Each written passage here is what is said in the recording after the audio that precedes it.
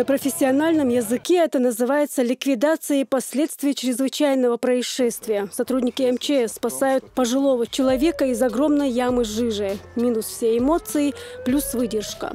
Ты привыкаешь к тому, чтобы работать так, как ты должен работать, а не потому что, там, как объяснить, ой, какой ужас, какой кошмар. Об этом думать нас времени нет, потому что все счет идет на секунды. Поэтому так, задумываться особо, переживать в себе, это может после, когда мы вернемся на базу, будем обдумывать это. Но в момент работы каждый знает свое дело и каждый занят своим делом.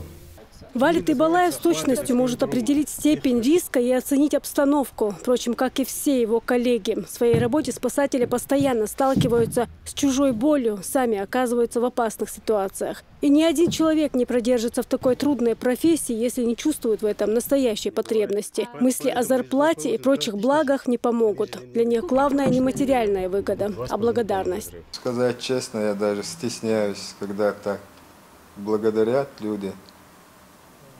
Ну и тем не менее я горд, что я работаю в этой структуре, что я могу помочь людям хоть каким-то делом.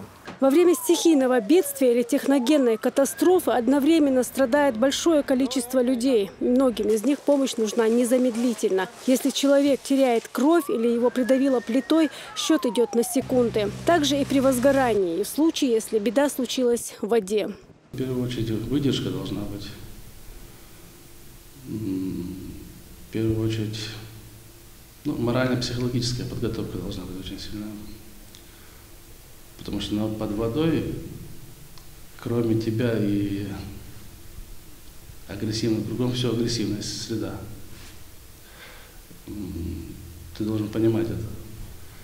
Решительность, быстрая реакция, физическая сила и выносливость, ловкость, крепкая нервная система, умение распределять свое внимание и планировать действия, способность без раскачки переходить к интенсивным действиям. Вот далеко не весь перечень качеств настоящего спасателя. Каждый может сказать, что его профессия лучшая, что от нее больше пользы. Но для меня эта профессия самая лучшая.